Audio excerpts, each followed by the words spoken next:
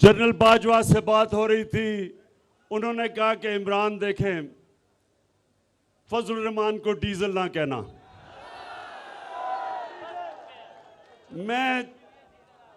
मैं तो जनरल बाजवा नहीं कह रहा, लेकिन अवाम उसका नाम डीजल रख दिया, अवाम ने उसका नाम। अच्छा, अब सुने देखें, अभी डीजल के ऊपर बाद में आते हैं। अभी आता हूं। सुने देखें नौजवानों, मुझे मौका नहीं मिलता आपसे हर रोज बात करने का, तो मैं इस मौके का फायदा उठाते हुए सिर्फ मैं आपको एक चीज समझाना चाहता हूं कि इंसान जब किसी के सामने झुकता है, वो अपनी इज्जत खो बैठता है, गैरत खो बैठता है। और जब एक कौम किसी के सामने झुकती है, उस कौम की कोई इज्जत नहीं करता, उस मुल्क के पासपोर्ट की कोई इज्जत नहीं करता। मेरे नबी सल्लल्लाहु अलैहि वसल्लम, और ये मैं आपको तारीख का वाकया बता रहा हूं, 628 और 629 मेरे नबी सल्लल्लाहु अलैहि वसल्लम ने दो सुपर पावर्स थी वक्त की, एक रोम की सुपर पावर और दूसरा ईरान में सुपर पावर थी। दुनिया उन दोनों सुपर पावर्स के बीच में बटी हुई थी। तो मुसलमान तो थोड़े से थे, अभी मुसलमान थोड़े थे, चंद हजार थे। तो दुनिया की तारीख के सबसे अजीम लीडर मेरे नबी सल्लल्लाहु अलैहि वसल्लम दोनों सुपर पावर्स के सरबराह को खत लिखते हैं कि मैं अल्लाह की तरफ से सच का पैगाम लेके आया हूं। अगर तुम उस पैगाम के ऊपर अमल करोगे, ये तुम्हारी बेहतरी है, अगर तुम नहीं करोगे तुम्हारी तबाही है। अब नौजवानों सुनिए, वो सुपर पावर्स किधर थोड़े से मुसलमान। हमारे नबी सल्लल्लाहु अलैहि वसल्लम ने क्या पैगाम हमेशा के लिए हमें दिया कि आप थोड़े भी हो, आप कमजोर भी हो, लेकिन जब तक आप में गैरत है, दुनिया आपकी इज्जत करेगी। उन्होंने दोनों सुपर पावर के सामने हाथ नहीं फैलाया इमदाद मांगने के लिए, कर्जे मांगने के लिए। उन्होंने उनको पैगाम दिया, और दुनिया की तारीख इस चीज की गवाह है कि 8-9 सालों के बीच में दोनों सुपर पावर्स मुसलमानों के सामने घुटने टेक देती हैं। ये दुनिया की तारीख में है। तो हमें अल्लाह ने हुक्म दिया कुरान में कि अपने नबी की सुन्नत पे चलो, उसके रास्ते पे चलो। तो नौजवानों, आज सबसे पहला मेरा पैगाम यह है कि सिर्फ एक खुददार कौम की दुनिया इज्जत करती है,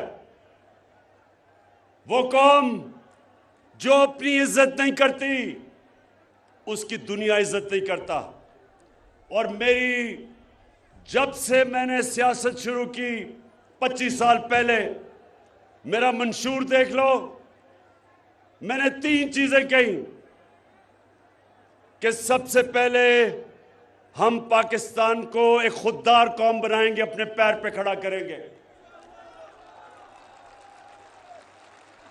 और कलमा ला इलाहा इल्लल्लाह के ऊपर अमल करेंगे कि सिवाय अल्लाह हम किसी के सामने सर नहीं झुकाएंगे। दूसरा, इंसानियत, कि हम अपने मुल्क को एक फलाही रियासत बनाएंगे उस तर्ज पे जो हमारे नबी सल्लल्लाहु अलैहि वसल्लम ने मदीना में दुनिया की तारीख में पहली दफा फलाही रियासत बनाई थी। और तीसरी चीज कि हम अपने मुल्क में अदल और इंसाफ का कानून लेके आएंगे, ताकतवर को कानून के नीचे लेके आएंगे।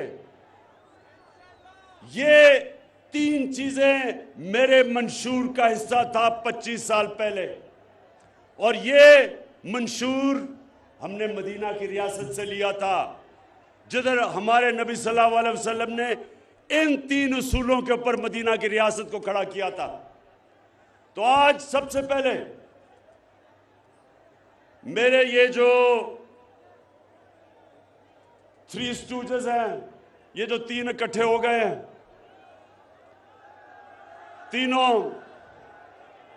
ये तीनों वो लोग हैं जो 30 साल से 35 साल से मुल्क पे हुकूमत कर रहे हैं। अगर आज हमारे हरे पासपोर्ट की दुनिया में इज्जत नहीं, इन तीनों की वजह से, क्योंकि इन्होंने हमारे मुल्क को मकरूज किया। इन्होंने जाके जो भी बड़े बड़ी पावर थी उनके सामने झुके। इनके पिछले 2008 से लेके 2018 तक 400 ड्रोन अटैक हुए पाकिस्तान में। हमारे कबाली इलाके में 400 ड्रोन अटैक हुए, हमारे शहरी मारे गए, हमारी औरतें, बच्चे, बुजुर्ग, बेकसूर लोग मारे गए। ये 2 जरदारी और नवाज शरीफ जो इख्तिदार में थे, एक दफा इन्होंने मजम्मत नहीं की, एक दफा इन्होंने ये नहीं कहा कि ये सारे इंटरनेशनल कानून के खिलाफ है, कि आप एक मुल्क आपकी मदद कर रहा है, उसी को आप बमबारी कर रहे हैं। और आज मेरे दीर के नौजवानों, ये क्यों नहीं इन्होंने मजम्मत की? क्योंकि इनके अरबों अरबों अरबों रुपए और असासे बैरूनी मुल्कों में पड़े हुए हैं, और उनकी वजह से इन्होंने एक दफा अपने शहरियों के ऊपर जो जुल्म हो रहा था उसकी मजम्मत नहीं की। कौन मजम्मत कर रहा था, कौन मुजाहरे कर रहा था? आपकी जमात तहरीक इंसाफ। हम सड़कों पर निकले हुए थे।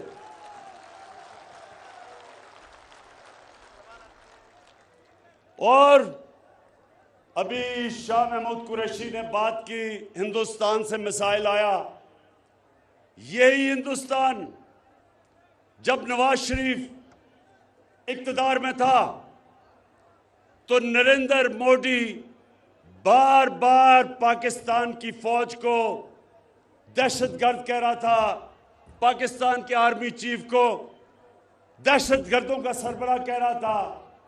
एक दफा नवाज शरीफ ने नरेंद्र मोदी के खिलाफ बात नहीं की, बल्कि उसने अपने फॉरेन ऑफिस के स्पोक्समैन को कहा कि तुमने कोई स्टेटमेंट हिंदुस्तान के खिलाफ नहीं देनी। और ये क्यों था?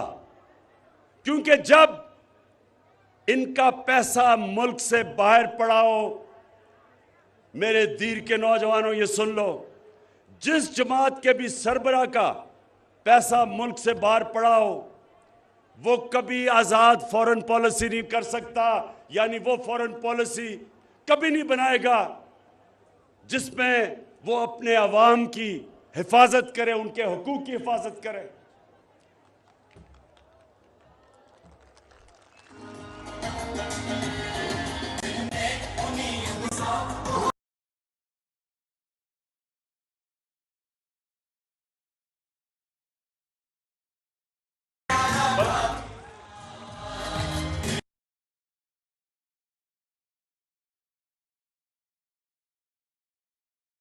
के बाद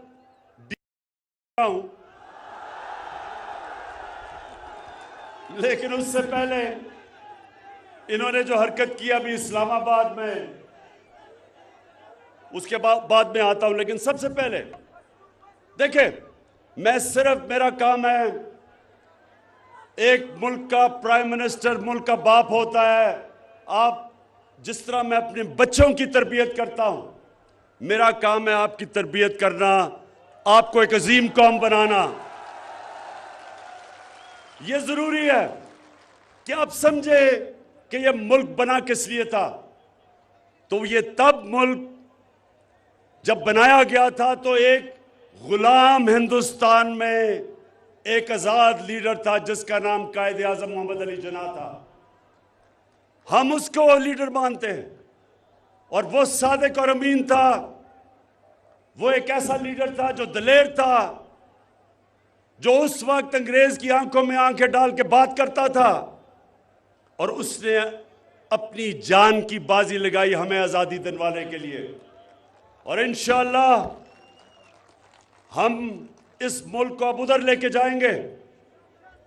कभी भी ये याद रखे मेरी पाकिस्तान की कौम कि क्योंकि हमारा नस्बुल जब शुरू किया था इया कनाबुदु व इय्याका नस्तईन था, कभी मैं ना कभी किसी के सामने झुका हूं और इंशाअल्लाह कभी आपको किसी के सामने झुकने नहीं दूंगा।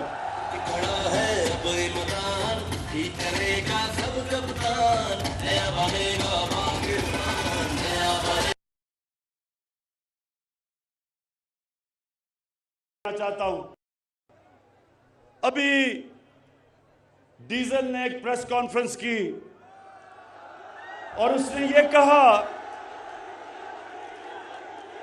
ये कहा कि जब हम इक्तदार में आएंगे तो हम इदारे को ठीक करेंगे, मतलब कि हम फौज को ठीक करेंगे। मुझे यह बताओ कि आज अगर पाकिस्तान बचा हुआ है उसकी असल वजह यह है कि हमारे पास एक मजबूत फौज है। आज आप नौजवानों मुसलमान दुनिया में देखें, मुसलमान दुनिया में कितना बड़ा अजाब आया हुआ है, तबाह हुए हुए मुसलमान मुल्क। इराक देखें, सीरिया देखें, लिबिया देखें, सोमालिया देखें, हमारे अफगानिस्तान देखें क्या हुआ। तो जब एक मुल्क के पास ताकत नहीं होती अपनी हिफाजत करने के लिए, वो आजाद नहीं रह सकते। इसलिए आज अगर हमारे दुश्मनों ने हमारे मुल्क को तोड़ा नहीं, जो उनका प्रोग्राम है 3 हिस्से में तोड़ने का, उसकी वजह हमारी फौज है। एक ताकतवर मुसलमान दुनिया में सबसे ताकतवर फौज है। अब उसके पीछे कौन पड़ा हुआ है? उसके पीछे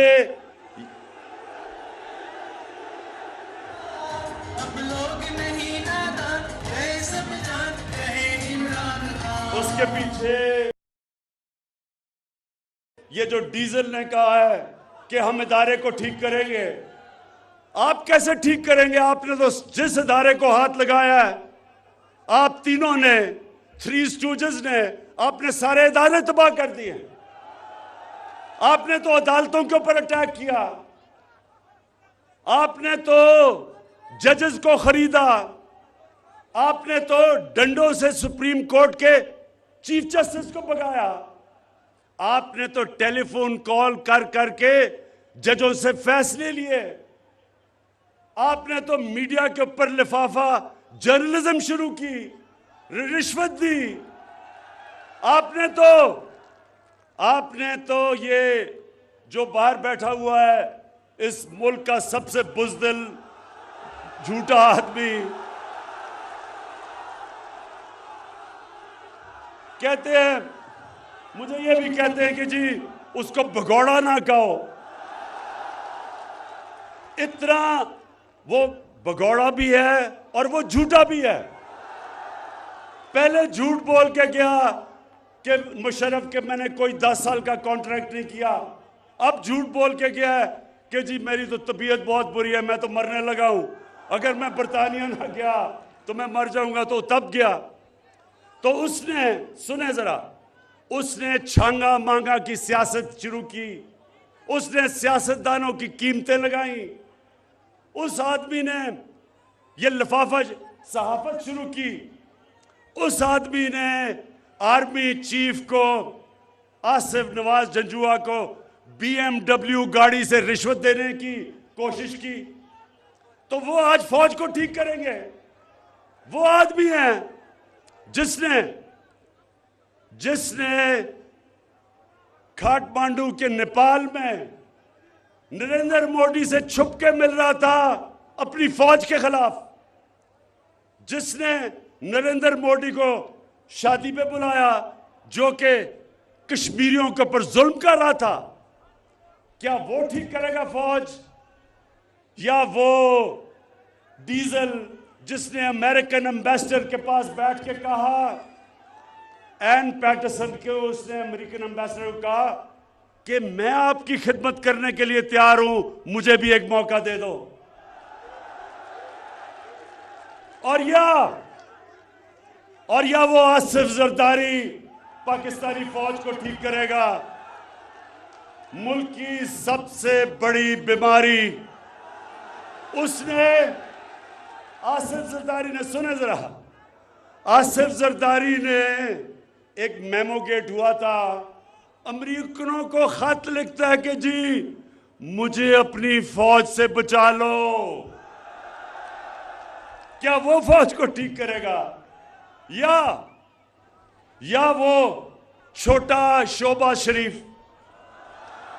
अब ये शहबाज शरीफ कहता कि इमरान खान ने बड़ा गलत किया कि वो यूरोपियन यूनियन को उसने उनकी मजम्मत की।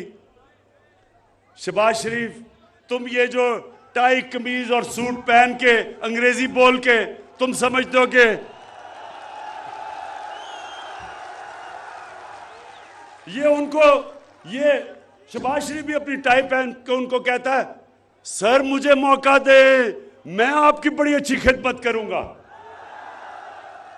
तो ये जो फजलुर रहमान यानी कि डीजल ने जब इसने ये कहा कि मैं इदारे को ठीक करूंगा, इक्तदार में आके हम करेंगे, यानी कि ये डाकुओं का गुलदस्ता फौज को ठीक करेगा, ऐसे ख्वाब भूल जाओ। मैं इन सारों को एक पैगाम देता हूं, मैं इन सबको एक पैगाम देता हूं कि इंशाअल्लाह दूध का दूध, पानी का पानी होने लगा।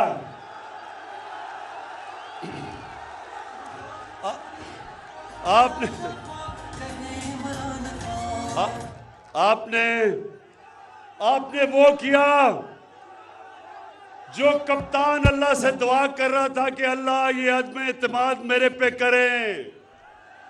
मैं ये दुआ इसलिए कर रहा था क्योंकि हर थोड़ी देर के बाद जी धरना देने आ रहे हैं, गवर्नमेंट अगले महीने जा रही है, गवर्नमेंट उससे अगले महीने जा रही है। शुक्र है कि आपने अज़्म एतमाद करके